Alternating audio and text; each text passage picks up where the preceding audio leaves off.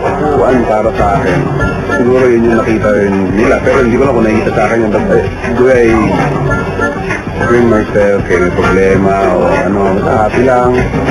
Para sa akin yung kabuuan, yun yung magiging napaka-beautiful sa isang tao. Lahat naman ng tao meron kanya-kanyang distinct qualities na nag-stand out, diba? So, kung ano po dyan, malamang lahat kami may similarities and siyempre may differences din kami. Very thankful ako kasi nakasama ako doon sa isang daan na yun. Yes, Magazine, maraming salamat din. Nakakasama naman ng puso na mapasama doon. Lalo tuloy akong ginanahan na siyempre alagaan lalo yung sarili ko. Sobrang saya, siyempre, dahil isang daan lang yun eh. So, mapabilang ka ron eh, siguro